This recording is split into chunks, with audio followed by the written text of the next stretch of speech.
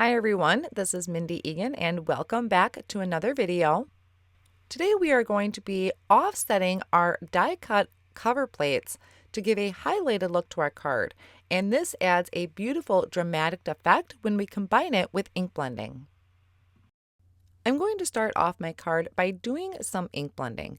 I am going to be working on a silicone media mat just to hold my cardstock in place while I do my ink blending, and I will be using all distress oxides here.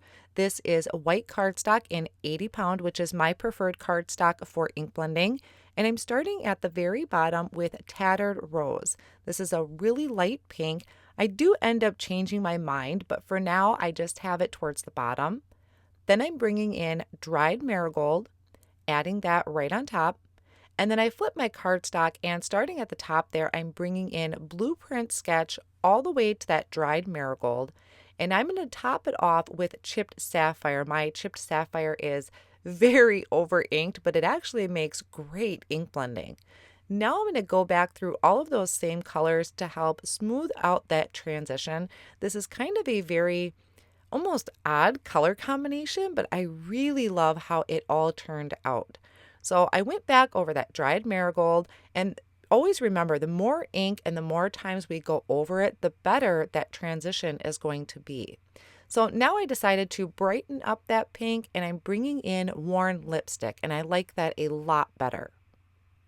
So after this is all blended, I'm going to set it off on the side for just a moment, and I'm going to work on my die cutting. Now this is the Secret Garden A2 cover plate die from Honeybee Stamps.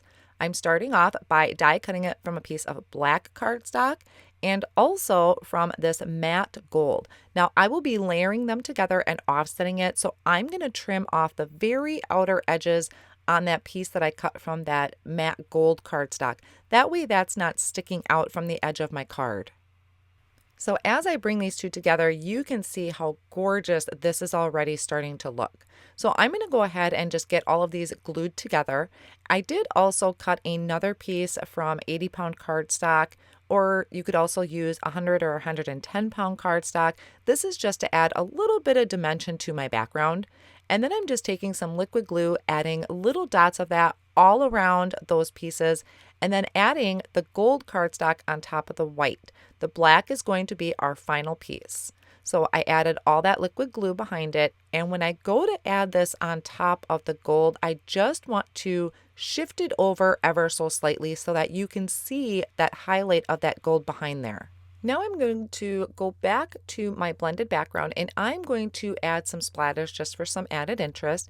I have some water spritzed off on my surface there that I'm just picking up with this small paintbrush. And then I'm also going to bring in some Perfect Pearls. This is just to add a little bit of shimmer. Now my spots are very small because I'm using a small paintbrush. If you wanted to have bigger water spots on your background, you would just need to pick a bigger brush. Then I can go ahead and add that liquid glue to the back of my cover piece and add it to my ink blended background. Now, what I like to do when I have something like this where there's a lot of areas that have glue on it is I'm going to take some heavy acrylic blocks. I have 2 of them that I pretty much only use to put on top of my pieces. So I'm going to leave that there and let that sit for a little bit. Then I'm going to move over and work on a sentiment. So I have another piece of 80 pound white cardstock, and this time I am using a sentiment from the Thinking of You Big Time. I've really been wanting to use this set, and now that I have the coordinating die that I just picked up, I'm going to ink it up with the Honeybee Stamps Intense Black ink, and I'm going to stamp it twice just to make sure that it is a really nice solid black. So then I can take that coordinating die, hold it down with a low tack tape, and die cut out my sentiment. I also die cut it out about 3 more times to layer it together and add dimension to the center of the card.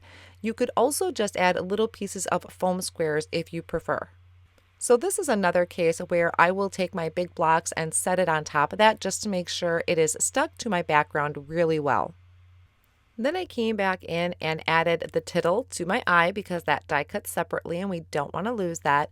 And then I'm also going to bring in some of these pearl stickers. There's a few options available over at Honeybee Stamps, and you could also have used one of the pearls to dot the eye if you really want to.